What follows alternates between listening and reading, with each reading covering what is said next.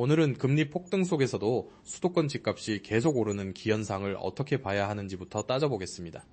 먼저 한 가지부터 짚고 싶어요.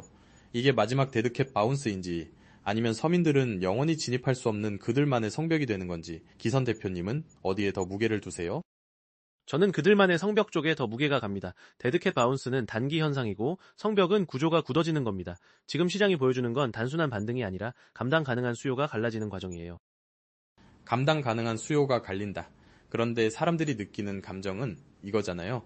금리는 올랐는데 왜 집값은 안 꺾이죠? 이 질문에 답이 명확해야 합니다. 특히 금리 폭등이 어떤 금리냐에 따라 얘기가 달라지는데 기선 대표님은 금리 자체를 어디서 보고 계신 겁니까? 금리는 결국 물가 경로와 연결됩니다. 지금 물가 상방 압력이 얼마나 세졌냐가 핵심이에요. 전쟁 이후로 유가가 요동치고 환율이 1,500원을 넘나들면서 생산자 물가가 6개월 연속 오르고 있습니다. 하느니 생산자 물가 전년 동월 대비 2.4% 상승이라고 했죠. 이 정도면 소비자 물가로 시차를 두고 밀어올리는 압력이 커집니다. 육아와 환율이 집값에 영향을 준다는 건 다들 아는데 그럼 금리 내리기 어렵다까진 이해하더라도 집값이 왜 계속 오르냐를 설명해야죠. 금리가 비싸지면 수요가 줄어야 정상 아닌가요? 정상처럼 보이려면 거래가 활발해야 합니다. 그런데 지금은 거래가 줄어들면서 가격 형성이 왜곡돼요. 금리가 오르면 매수자는 줄고 매도자는 버티죠. 특히 수도권은 공급이 빠르게 늘지 않아서 거래가 얇아진 상태에서도 호가가 버티는 힘이 생깁니다. 그러면 상승률은 낮게라도 가격이 유지되거나 오르기도 해요. 이건 수요 폭발이 아니라 시장의 한쪽이 사라지는 겁니다. 그러니까 폭발적인 수요가 아니라 거래가 얇아서 가격이 버티는 거다. 그런데 호재가 없는데도 버틴다 그럼 성벽으로 굳어진다는 주장으로 가는데 근거를 좀 더 말해주셔야 합니다. 서민은 영원히 진입 못한다. 이 표현이 너무 강해서요. 강하게 말해야 현실이 보입니다. 서민이 못 들어가는 핵심 이유는 주택을 사는 능력이 아니라 주택을 다시 살 수 있는 권리가 사라지는 겁니다. 금리가 높으면 원리금 상환 부담이 커지고 그 부담을 흡수할 수 있는 건 자산이 있는 사람들입니다. 전쟁 국면에서 달러가 강해지고 환율이 1,510원대까지 치솟는 흐름을 보세요. 이런 환경은 수입 물가를 흔들고 중앙은행이 금리 인하를 미루게 만들어요. 결국 서민의 월 상환액이 먼저 흔들립니다. 그럼 데드캣 바운스 가능성은 완전히 배제하시는 건가요? 배제한다기보다 시나리오의 순서가 다르다고 봅니다.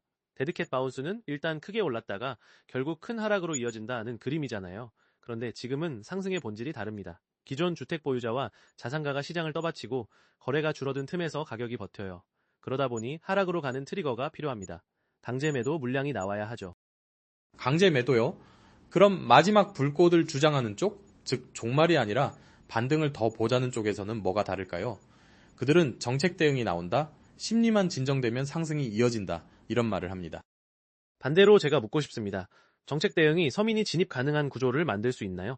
수도권의 공급 제약이 계속되는데 금리 부담이 구조적으로 높아지는 국면이라면 정책이 가격을 누르는 순간 수요는 더 줄고 결국 가격 조정이 아니라 거래 절벽이 먼저 옵니다. 그런데 지금 시장은 거래가 끊긴 것처럼 움직이죠. 그러면 가격이 더 오르거나 덜 빠지는 기현상이 나옵니다. 이게 성벽의 시작이에요. 기현상을 기현상으로만 두지 말고 왜 특히 수도권이 버티는지도 짚어보죠. 지방은 붕괴한다는 이야기, 빈집 증가, 도시 축소 이런 키워드를 기사님이 자주 쓰시잖아요. 수도권 불패가 깨지지 않는 이유와 지방 붕괴가 동시에 일어나는 건 어떻게 설명하실 겁니까? 동시에 일어납니다. 수도권이 강한 이유는 단순히 부동산 심리 때문만이 아니에요. 일자리와 인프라의 집중이 지속되면서 실수요의 바닥이 남아 있습니다. 다만 그 실수요는 점점 진입 가능한 계층으로만 남아요. 지방은 인구가 줄고 도시가 축소되니까 빈집이 늘고 수요가 줄어 가격이 꺾입니다. 그 과정에서 발생하는 자금과 기대가 수도권으로 이동합니다. 즉, 수도권은 매력이 있어서 오른다기보다 다른 곳이 무너져서 자금이 몰리는 구조가 강해요. 그런데 몰리는 자금은 금리에도 버티는 자금입니다. 그래서 성벽이 됩니다. 지금 답을 듣다 보니 수도권이 오른다는 말이 사실은 다른 곳이 더 빨리 무너져서 상대적으로 덜 빠진다에 가깝네요. 그럼 사회자 입장에서 억지로라도 데드캣 바운스 논리를 세우면 이렇습니다. 대외 충격이 진정되면 금리 압력이 빠지고 집값도 결국 꺾일 수 있다. 예전에 환율 1500고지 갔을 때 패턴을 보면 시간이 지나며 내려온 사례가 있어요. 달러원 1500대가 단기만 머물렀다가 2008년 말에는 불과 5거래일 정도만 1500대를 넘기고 한 달여 만에 1300대로 떨어졌다는 시기요. 2009년도 돌파 후 한 달 만에 1400대로 내려왔고요. 이런 걸 근거로 하면 지금도 마지막 데드캣 바운스일 수 있다는 겁니다. 그 논리의 핵심은 대외 충격이 진정되면 내부 금리도 빨리 내려온다예요. 그런데 이번 국면은 인플레이션의 고착화 가능성이 더 커요. 이유가 똑같이 전쟁인데 전쟁이 끝나도 물가가 빨리 정상화되지 않을 수 있다는 우려가 같이 붙습니다. 유가가 단순히 가격이 오르는 문제를 넘어서 생산자 물가 경로와 비용 구조를 건드리기 시작했거든요. 그리고 생산자 물가가 6개월 연속 오르는 상황이면 설령 환율이 잠깐 조정돼도 금리 인하 타이밍은 늦어질 가능성이 큽니다. 늦어질 수 있다. 그럼 결국 계속 오른다로 귀결되나요? 계속 오르진 않습니다. 오르는 방식이 달라집니다. 성벽은 상승 곡선이 계속 우상향이라는 뜻이 아니고 조정이 와도 서민의 진입이 막힌 채로 계층별로 가격 방어가 갈라진다는 뜻이에요. 예를 들어 금리가 오르면 대출이 줄어 거래가 줄어들잖아요. 그러면 가격은 급락으로 가기보다는 특정 구간에서 멈추거나 완만하게 조정됩니다.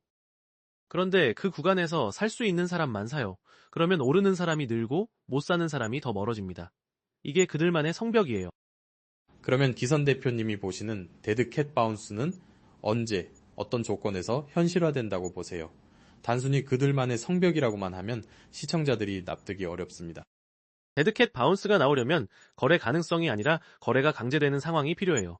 예를 들면 대출 조건이 더 강해지면서 자금 조달이 막히거나 임차 시장에서 압력이 들어 매물이 나오는 경우죠. 또 자산가가 보유 물량을 줄이는 국면이 오면 가격이 흔들립니다. 지금은 그 트리거가 아직 약해요. 전쟁 뉴스가 완전히 정리되지 않고 유가와 환율이 계속 상방 압력을 주는 상황이니까요. 시청자들이 이렇게 묻습니다. 그럼 우리는 언제 희망을 가져야 하죠? 진짜로 아무 방법이 없습니까? 방법은 있습니다. 다만 부동산 시장에 희망을 거는 방식이 아니라 내 구조를 바꾸는 방식이어야 합니다. 예를 들면 청약이나 정책이 있더라도 금리 부담이 높은 국면에서는 대출 가능성이 핵심 변수예요. 결국 진입 가능성을 늘려주지 못하면 성벽은 시간이 지나며 더 높아집니다. 저는 그래서 수도권 불패의 종말을 성벽의 강화로 먼저 보고 있어요. 성벽의 강화로 종말을 본다. 듣는 사람 입장에서는 너무 차갑고 약간 화가 날 수도 있어요. 그런데 기선 대표님이 말하는 차가움이 오히려 데이터랑 맞아떨어지는 느낌도 있어요. 전쟁 이후 생산자 물가가 2.4%로 2%대를 넘겼고 유가와 환율이 동시에 치솟으면서 비용 압력이 누적되고 있다. 이런 흐름이면 금리 하락이 쉽지 않죠. 맞습니다. 그리고 금리 하락이 늦어지면 주택 수요가 폭락하기보다는 계층별로 분리됩니다. 그게 제가 말하는 성벽이에요. 서민은 진입 비용이 더 오르는데 기존 보유자는 자산 효과와 시간으로 버팁니다. 도시 구조가 지방은 축소되고 수도권만 남는 상황에서 금리까지 높아지면 결국 수도권 가격은 더 끈질겨집니다. 그리고 지방의 빈집 증가와 도시 축소는 계속 진행돼요. 그럼 수도권으로의 상대적 집중은 더 커지고요. 사회자 입장에서는 한 번 더 반박해보고 싶습니다. 그래도 사람들은 내 집 마련을 포기하지 않습니다.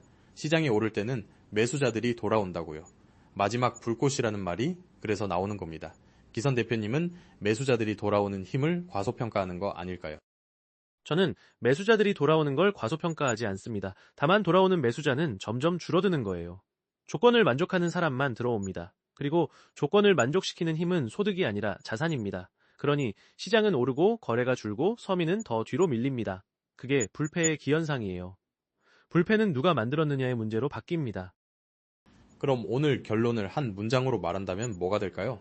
데드캣 바운스냐? 그들만의 성벽이냐? 저는 성벽 쪽입니다. 다만 언젠가는 조정이 오겠죠. 그런데 조정이 와도 서민의 진입은 쉽게 회복되지 않고 계층별 가격 방어가 굳어지는 방향으로 갈 가능성이 큽니다. 알겠습니다. 기선 대표님의 시각은 금리와 물가, 유가와 환율 경로를 거칠게 한 번 더 확인했고 그 결과 수도권 상승의 동력이 실수요의 폭발이 아니라 계층별 방어와 거래 구조의 왜곡에 가깝다는 말씀이었습니다. 데드캣 바운스의 희망을 붙잡기보다는 그들만의 성벽이 만들어지는 과정을 냉정하게 보자. 오늘 토론 여기까지 듣겠습니다. 감사합니다. 시청자분들도 여러분의 의견을 댓글로 남겨주세요.